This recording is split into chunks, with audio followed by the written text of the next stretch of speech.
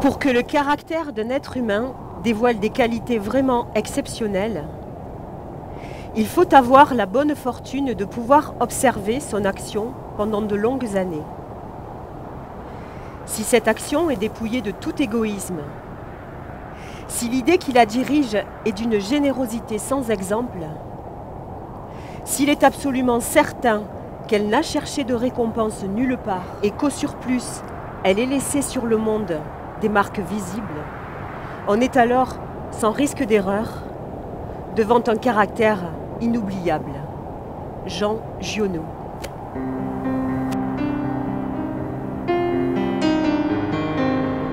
Je tiens en tout premier lieu à remercier Madame Sylvie Giono, la fille de l'auteur, de m'avoir suffisamment fait confiance pour me donner son autorisation.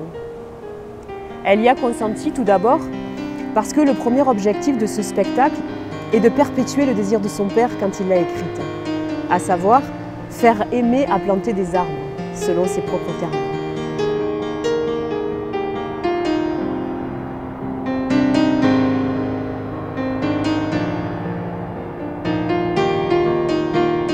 Dès que j'ai découvert cette nouvelle, le personnage d'Elzéar Bouffier m'a fascinée.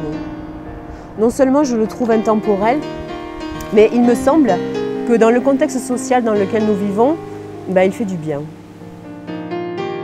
La conteuse que je suis s'est tellement laissée embarquer par ce personnage que je me suis autorisée à personnaliser la fin.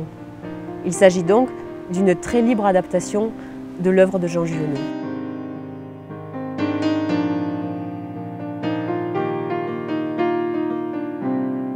Je vais vous raconter l'histoire d'une rencontre.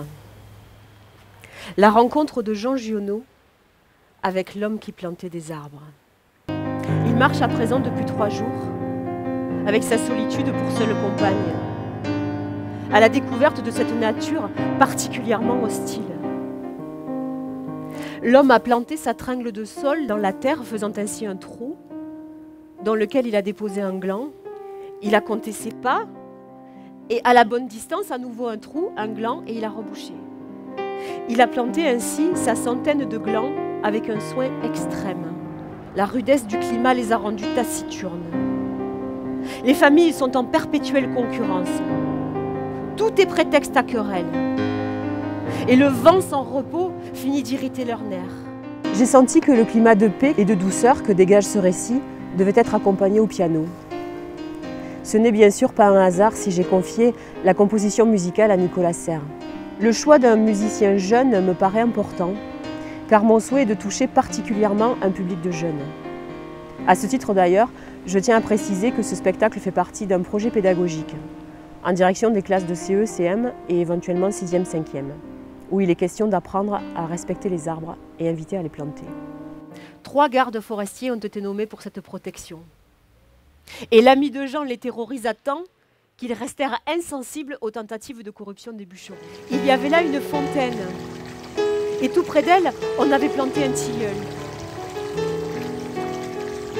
Jean se laissa charmer par ce jeune arbre, symbole d'une nouvelle vie. Pour ce qui est de l'œuvre picturale, affaire de cœur aussi. Oddbjørg Reinton est une amie, et son talent n'est plus à démontrer. J'aime profondément son œuvre, sa sensibilité, et le regard qu'elle porte sur des questions fondamentales relatives au comportement humain face à la condition animale. La nature et le devenir de la planète étant au centre de son travail, je savais qu'elle était, tout comme le musicien, la bonne personne pour servir l'œuvre avec justesse. Bien plus qu'un décor, Oddbjørg a créé un personnage, le personnage forêt, qui est, il me semble, le personnage central du récit. Plus de 10 000 personnes doivent, sans le savoir, leur bonheur à Elzéar Bouffier. Ce vieux paysan sans culture qui s'était mis au service de la nature.